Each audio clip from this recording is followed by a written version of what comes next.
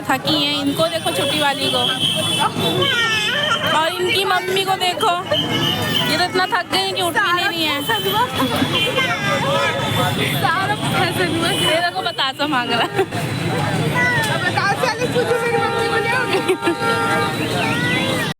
Hello friends, कैसे हैं आप सब? आई होप आप सब बहुत अच्छे होंगे। तो स्वागत है आपका मेरे नए ब्लॉग में, जो हमने कहा था कि सेकंड पार्ट आपके साथ शेयर करेंगे। तो मैं इतना थक गई थी कि देखिए थोड़ी सी बस्ती की हम लोगों ने, और फिर एक शो हो रहा था तो मैंने आपके साथ शेयर किया। तो बने रहिए हमारे साथ वीडियो में और देखिए वीडियो आपको कैसी लगी।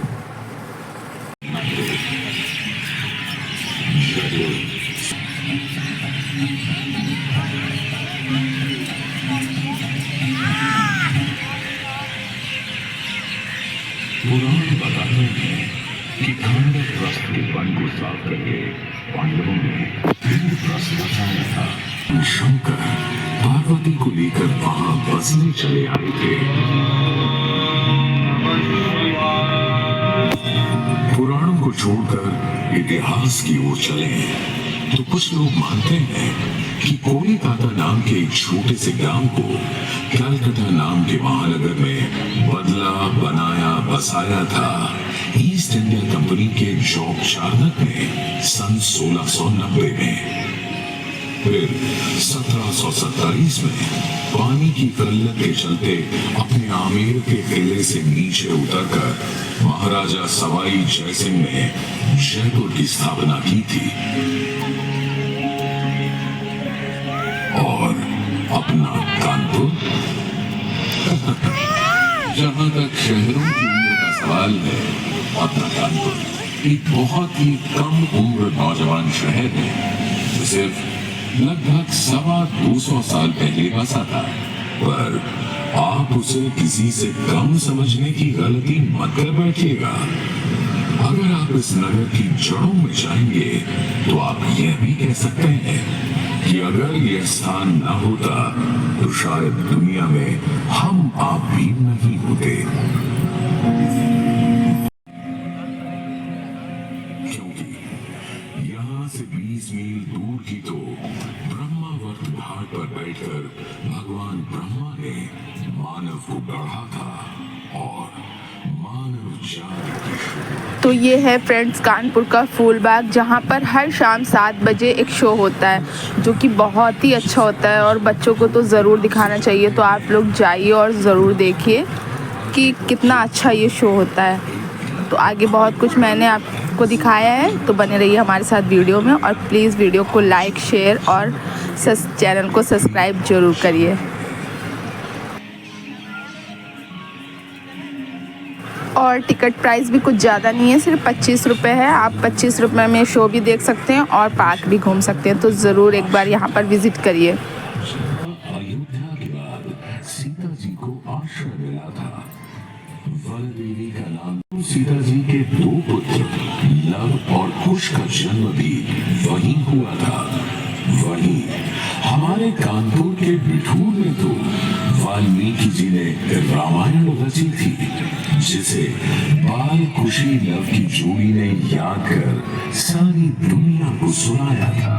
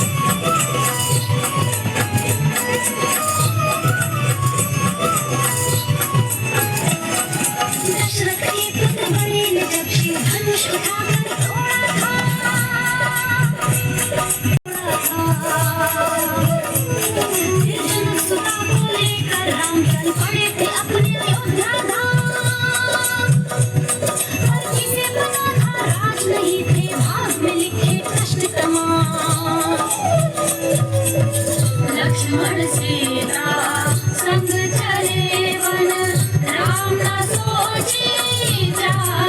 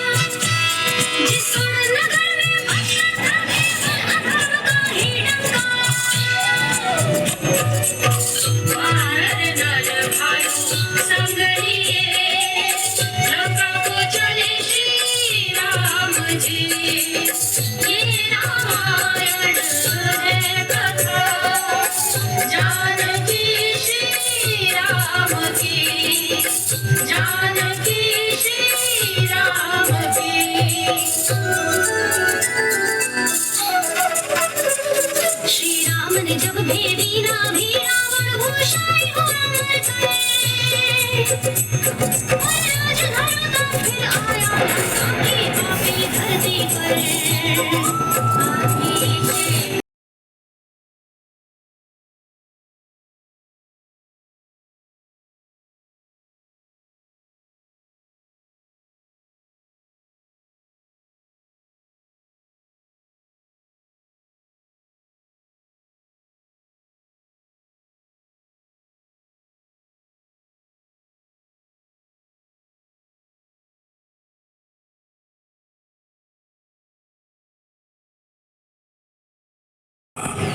जिसकी दिव्यता को देव दानव सब जानते हैं, गंगा, जो मनुष्यों को उनकी भाव भावना के अनुसार भक्ति और मुक्ति देती है, गंगा, जिसके चरण कमलों को हम सब नमन करते हैं,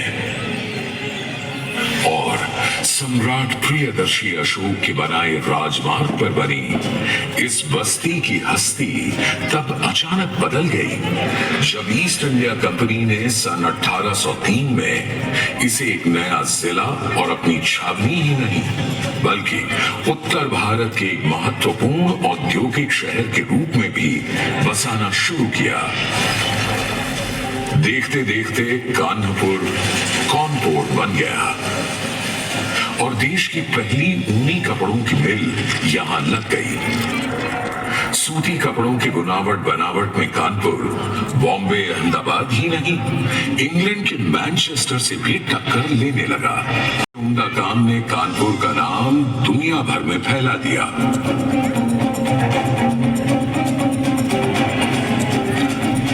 मगर मिलों में कपड़ा बनाकर अंग्रेज ईस्ट इंडिया कंपनी भारतीय किसानों को लूटने और कारीगरों, कामगारों, जुलाहों को बर्बाद करने में लगी थी। ऊपर से हर हिंदुस्तानी रवायत, रिवाज, रास्ते को खत्म करके सब पर बरतानी तौर तरीके लादने की कवायद अलग। यह सूरत बहुत दिन नहीं चलनी थी। यहीं से पैदा हुआ अंग्रेजों के विरुद्ध विद्रोह का पहला विप्लवी विस्फोट। सुनो भाइयों, कथा सुनो 57 की, कान खोलकर सुनो, कथा है क्रांति के पहले सावन की। सारा संग्राम तात्या टोपे था सेनापति, करता व्यूहों को अंजाम।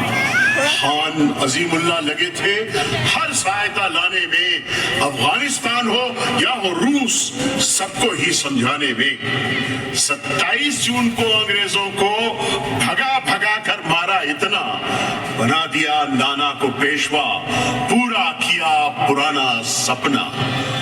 जनरल हैवलॉक हुआ पराजित एक नहीं 2 बार, पर तीजी जब जंग हुई क्रांति की फौजें खाई पछाड़। फिर जनरल विंडम भी आया, करने लगा नए हमले। तात्या टोपे ने छोड़ा कब्बू जब हालात नहीं बदले। मैनावती लड़ी आखिर तक, जब तक नहीं हुई स्वाहा। देख अजीजन के तेवर, खुद हैवलॉक बोला था वाह वाह। पर हाँ दुर्भाग्य, सफल हुई वो पहली जंग, पर अंत समय आने तक थे सारे वीर बहादुर संग। मंगल पांडे, तात्या टोपे, बेगम हजरत, रानी झांसी, देश प्रेम में हंसते हंसते तोपें झेली, चढ़ गए फांसी।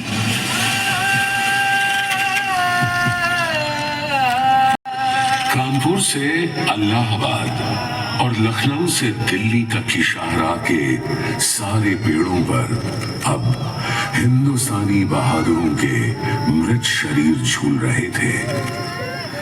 कहीं कहीं इतना रक्त बहा था कि पेड़ों पर उगे आमों का रंग पीले से लाल हो गया था और गंगा रक्त।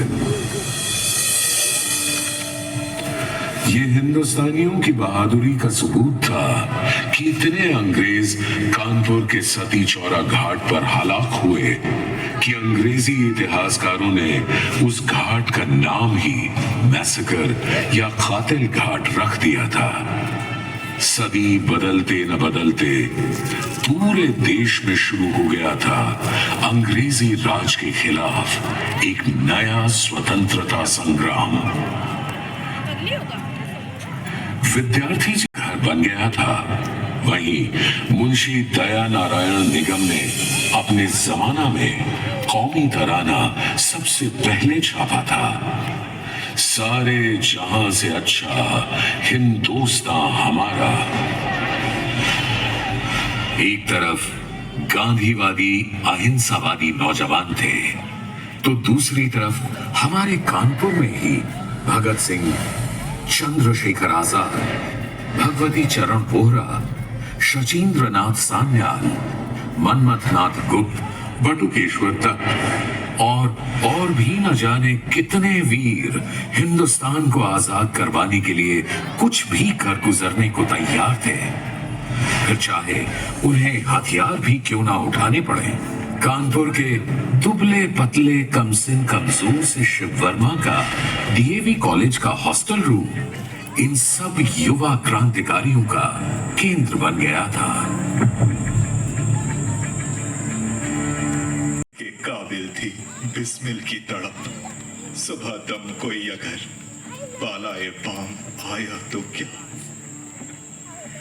राम प्रसाद बिस्मिल ने हम सबको पैगाम नहीं धिक्कार का थप्पड़ भेजा है। कुछ भी करके हमें उन्हें लखनऊ जेल से छुड़वाना ही होगा। तो ये है हमारा फॉलबैक का वीडियो और ये हमने आधे शूट किया था। अगर आपको शो देखना है तो आप वहाँ पर जाइए। ये बम बनाने का सामान और तरकीब है। अगर हमने बम बना लिया तो जेल की दीवार को तोड़कर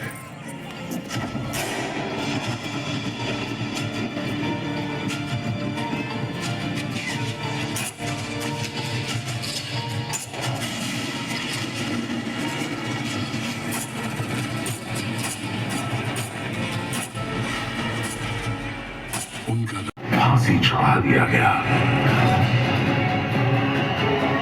स्वयं महात्मा गांधी स्वतंत्रता आंदोलन के समय 7 बार कानपुर आए थे और मोहब्बतों इनकलाब के शायर मजदूरों के हिमायती मौलाना हजरत मोहानी ने यहीं से तो देश को नारा दिया था, इनकलाब जिंदाबाद। 25 मार्च 1931 को हिंदू मुस्लिम एकता की अनोखी मिसाल कायम करते हुए प्रतापी लेखक, संपादक, अनुवादक, जननेता श्री गणेश शंकर विद्यार्थी ने एक हिंदू मुस्लिम फसाद को रोकते हुए अपने प्राणों का बलिदान दे दिया। यह श्री विद्यार्थी जैसे बलिदानियों की प्रभा का प्रताप था कि 1947 में भारत आजाद हो गया।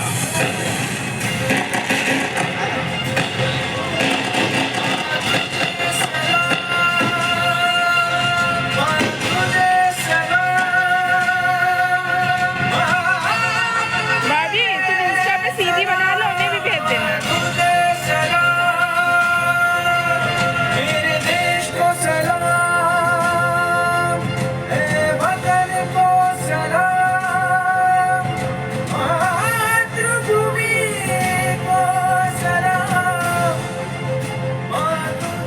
अंग्रेजों के भारत से जाने और देश की स्वतंत्रता के बाद भी कानपुर अपनी एक अलग राह बनाता रहा। शिक्षा के मामले में कानपुर हमेशा से अग्रणी रहा है।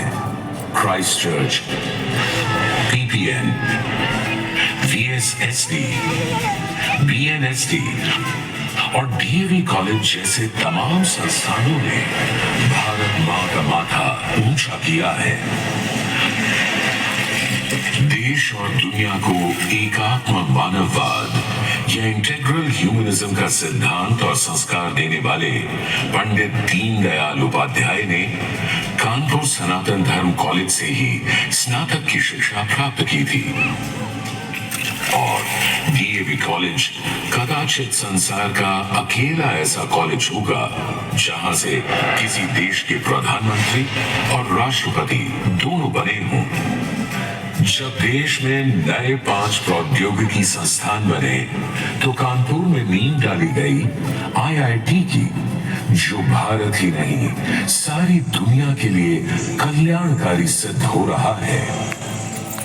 तांत्रिकी में HBTI, वस्त्रों के लिए टेक्सटाइल इंस्टीट्यूट, चमड़े के लिए लेदर रिसर्च इंस्टीट्यूट और चिकित्सा के लिए गणेश शंकर विद्यार्थी मेडिकल कॉलेज अपने अपने क्षेत्रों को बढ़ावा दे रहे हैं।